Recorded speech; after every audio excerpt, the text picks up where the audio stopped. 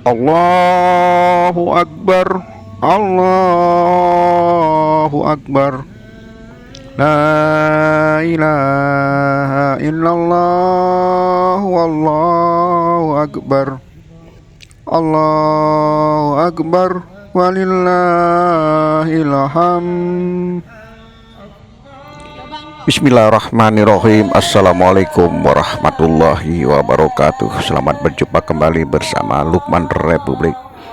Kali ini Lukman Republik hadir dengan sebuah informasi kegiatan sholat Idul Adha 10 Dzulhijjah 1443 Hijriah yang bertepatan dengan tanggal 9 Juli 2022 di lapangan Wahyudi Mangli. Allahu Akbar, Allahu Akbar, la ilaha illallah, wallahu akbar, Allahu Akbar, walillahil hamd. Saudara-saudaraku yang saya hormati, yang saya cintai, perlu saya informasikan bahwasanya pelaksanaan sholat Idul Adha 10 Dzulhijjah 1443 Hijriah atau bertepatan dengan tanggal 9 Juli 2022 pada hari ini di lapangan Wahyudi Mangli yang bertindak sebagai imam dan khatib, yaitu Bapak Profesor Dr. Aminullah El Hadi MAG, penanggung jawab program Pasca Sarjana S2 Universitas Islam Negeri Haji Ahmad Siddiq, Jember. Untuk lebih jelasnya, mari kita simak khutbah dari Bapak Profesor Dr. Haji Aminullah El Hadi MAG berikut ini. Demikian laporan yang dapat saya sampaikan. Wassalamualaikum warahmatullahi wabarakatuh. Jangan lupa like, comment, and subscribe. Matur nuwun. Assalamualaikum warahmatullahi wabarakatuh. Alhamdulillah, nahmadullah subhanahu wa nashkuruhu wa nuthanni alayhi wa na'udzu bihi min syururi anfusina wa min sayyiati a'malina. Asyhadu an la ilaha illallah wahdahu la syarika lah wa asyhadu anna Muhammadan abduhu wa rasuluhu la nabiyya ba'dah. Allahumma fasalli wa sallim wa barik ala nabiyyina Muhammad wa ala alihi wa ashabihi.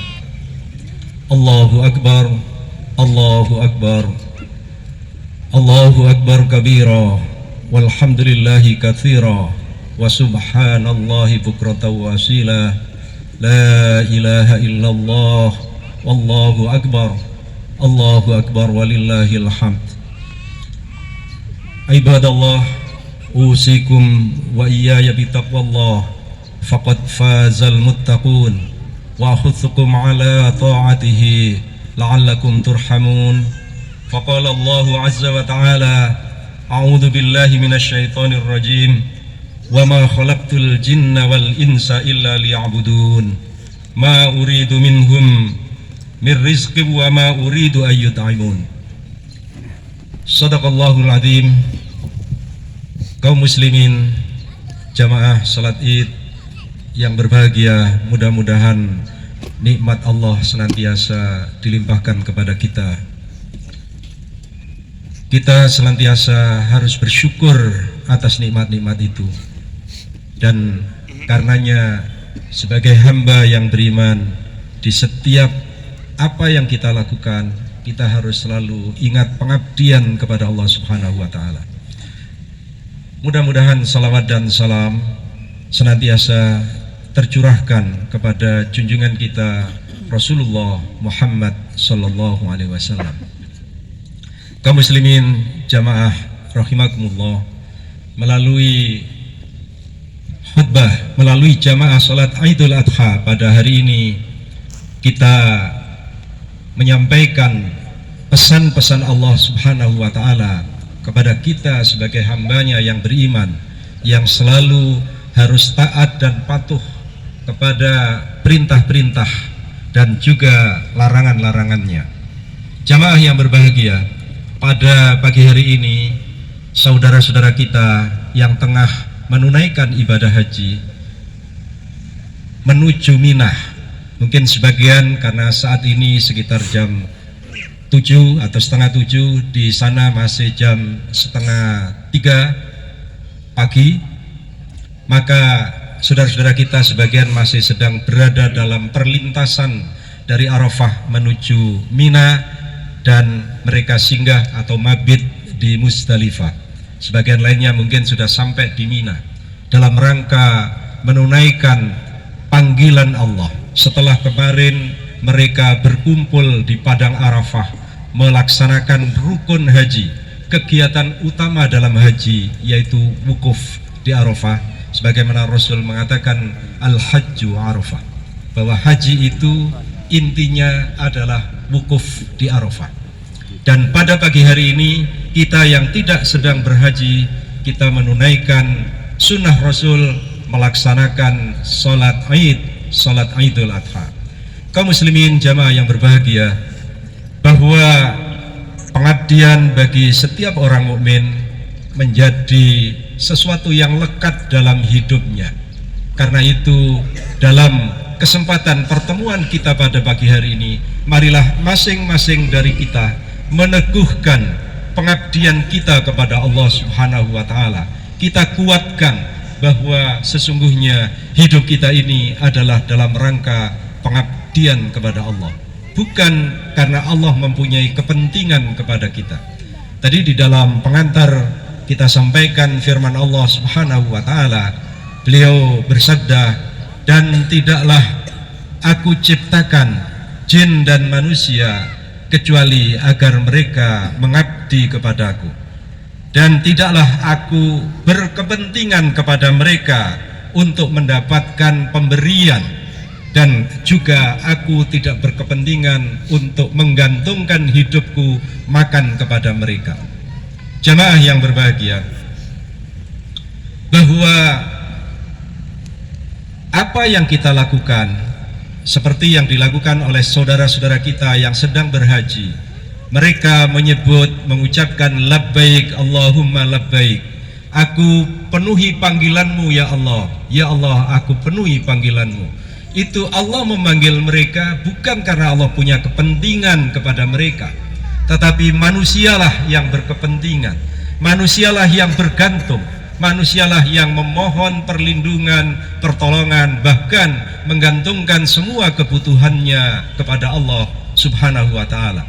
Demikian pula kita saat ini berkumpul menunaikan sholat berjamaah juga karena panggilan Allah, karena seruan Rasulullah.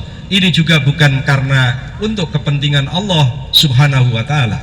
Ini semata-mata karena pengabdian kita, kesungguhan kita, bahwa kita tidak memiliki apa-apa kecuali kita memohon perlindungan, memohon pertolongan, dan memohon kebutuhan kita, segala kebutuhan kita untuk dipenuhi oleh Allah Subhanahu wa Ta'ala. Kaum muslimin jamaah yang berbahagia, dalam peristiwa atau dalam momen ketika kita melaksanakan sholat Idul Adha, tentu pikiran kita senantiasa tertuju kepada peristiwa kesejarahan, yaitu peristiwa yang dialami oleh keluarga Nabi Ibrahim, di mana Nabi Ibrahim dan putranya Ismail yang menjadi pelaku utama dalam peristiwa yang kemudian dilestarikan oleh Allah, dilestarikan oleh Rasulullah dalam syariat bernama Idul Adha. Selain dengan sholat juga melakukan nahar, melakukan udhiyah, penyembelihan hewan kurban. Ini adalah sebagai bentuk napak tilas kesejarahan yang kemudian telah dilestarikan dalam syariah, menjadi ajaran bagi orang-orang mukmin, menjadi ajaran bagi orang-orang muslim.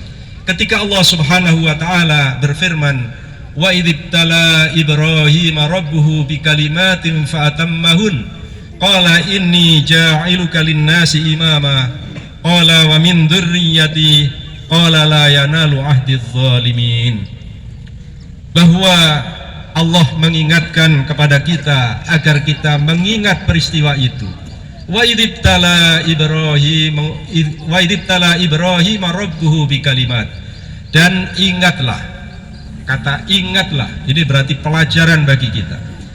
Ibtala Ibrahim rabbuhu, ketika Ibrahim diuji oleh Tuhannya bikalimat, dengan beberapa kalimat, dengan beberapa kata, artinya dengan beberapa macam ujian. Sangat panjang ujian yang dihadapi dan dialami oleh Nabi Ibrahim sepanjang hidup beliau, mulai saat beliau belum punya anak sampai kemudian beliau punya bayi, dan setelah punya bayi kemudian beliau masih belum selesai mendapatkan ujian. Karena ketika itu kata Allah Subhanahu wa ta'ala, Nabi Ibrahim ditampakkan oleh Allah dalam tidurnya, dalam sebuah mimpi. Dikatakan di dalam surah As-Saffat ayat 102, qala ya bunayya inni ara fi manami anni azbahuka fanzur madza tara. Nabi Ibrahim berkata kepada putranya yang sudah mulai beranjak remaja, beliau mengatakan, wahai Ananda, sesungguhnya aku melihat dalam tidurku bahwa aku menyembelihmu. Maka renungkanlah, pikirkanlah bagaimana pendapatmu dengan hal ini. Para jamaah yang berbahagia, tentu yang kita catat, yang kita dengar ini adalah pengalaman yang terjadi pada diri seorang nabi, seorang rasul. Bahwa kata Ibnu Abbas, mimpi seorang nabi itu adalah wahyu. Oleh karena itu, jangan kemudian kalau kita bermimpi atau ada di antara manusia lain bermimpi kemudian mengatakan mendapat bisikan dari Tuhan. Tidak.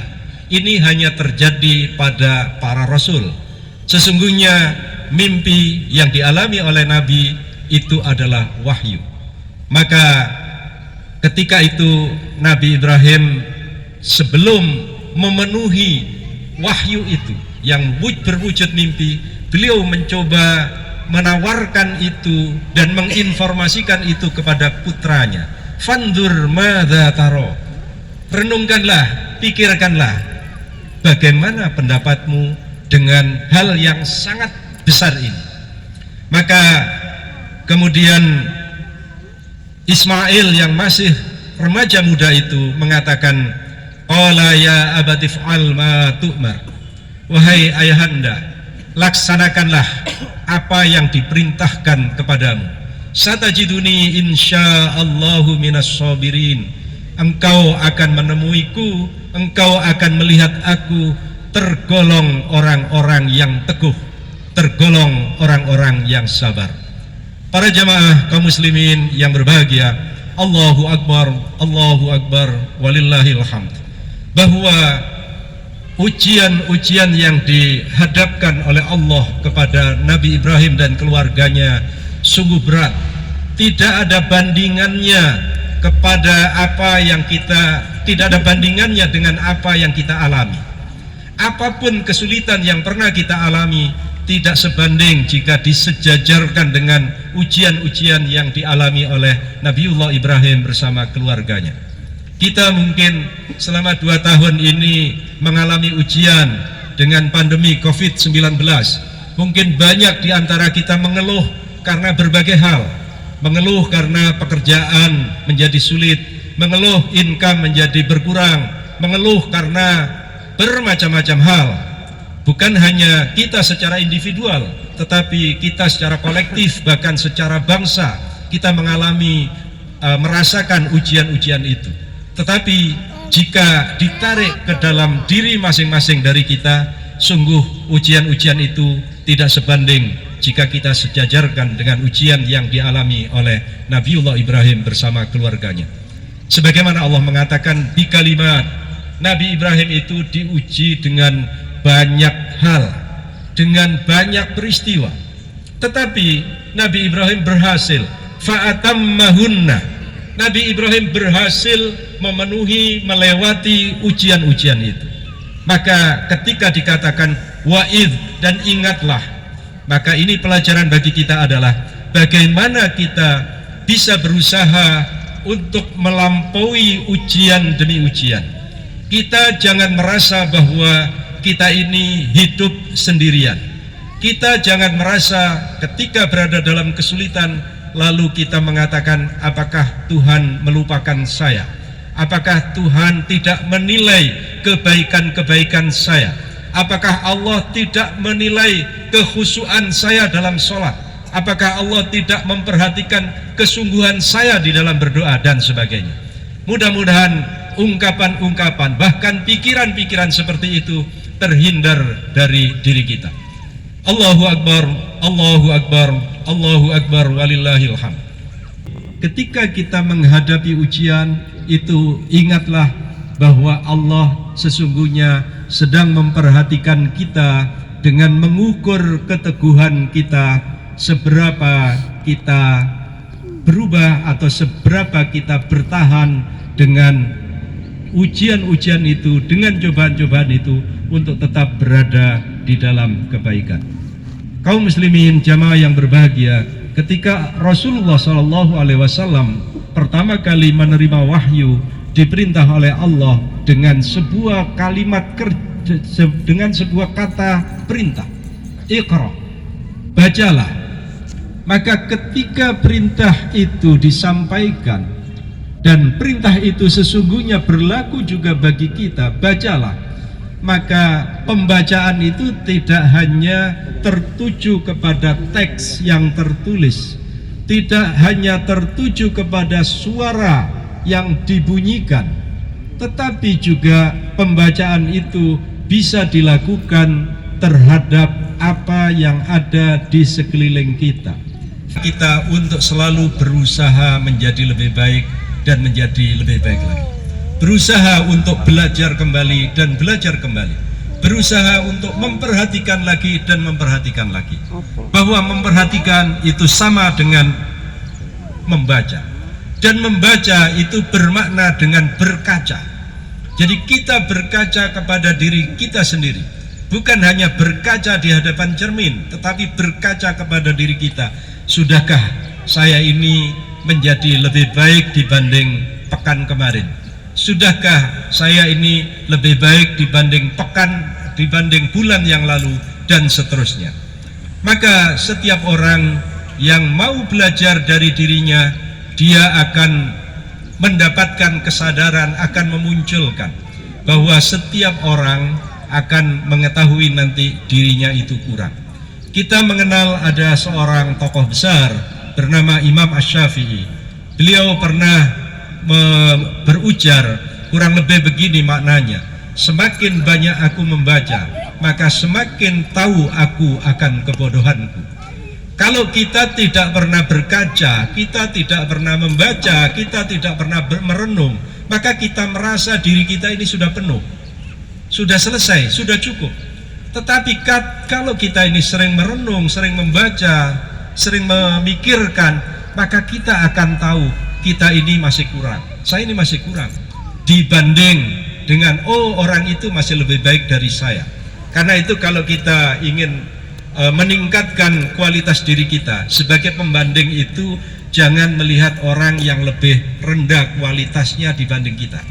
Kalau kita membandingkan dengan orang yang lebih rendah kualitasnya, kita akan mengatakan saya masih lebih baik dari dia.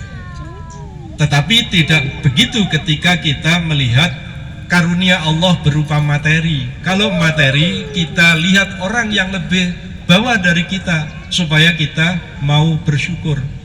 Kita bersyukur, saya alhamdulillah masih diberi kekuatan, diberi kesehatan oleh Allah. Sementara saudara saya yang sama-sama umurnya dengan saya sudah tidak mampu melakukan hal ini dan sebagainya. Jadi tergantung di mana kecerdasan kita membaca sesuatu itu. Allahu Akbar, Allahu Akbar, Allahu Akbar, walillahil hamd. Kaum muslimin jamaah salat Id yang berbahagia, demikianlah pesan khutbah Idul Adha 1443 pada hari ini di lapangan Mangli ini. Mudah-mudahan seruan-seruan kita, permohonan-permohonan permohonan kita didengar oleh Allah dan dikabulkan oleh Allah, baik yang kita ucapkan maupun yang hanya terbetik di dalam hati kita dan di dalam pikiran kita. Dan mudah-mudahan Allah menolong kita, membantu kita, memberi kekuatan kita untuk menjadi lebih baik di masa-masa yang akan datang.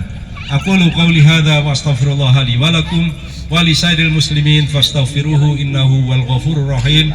Bismillahirrahmanirrahim. Alhamdulillahirabbil alamin wal aqibatu lil muttaqin wala udwana illa 'alal zalimin. Wassalatu wassalamu ala sayyidil mursalin walhamdulillahirabbil alamin. Allahumma ighfir lil mu'minina wal mu'minat wal muslimina wal muslimat al ahya'i minhum wal amwat. Rabbana la tuzigh qulubana ba'da idh hadaitana wa hab lana min ladunka rahmah innaka antal wahhab. Allahumma anzilna munzalan mubarakan wa anta khairul munzilin. Allahumma afrigh alaina sabra wa tawaffana ma'al abrar. Rabbana taqabbal minna innaka antas sami'ul alim wa tub alaina innaka antat tawwabur rahim. Allahumma ij'al hujjajana mabrurin. Allahumma ij'al hajjahum hajjan mabrura wa sa'yahum mashkura wa dhanbahum maghfura wa tijaratahum lan tabur. Rabbana atina fid dunya hasanah wa fil akhirati hasanah wa qina adzaban nar. Wa sallallahu ala nabiyyina Muhammad walhamdulillahi rabbil alamin. Wassalamu alaikum warahmatullahi wabarakatuh. Untuk mendapatkan informasi terkini terupdate dari Lukman Republik, jangan lupa like and subscribe channel Lukman Republik. Matur nuwun.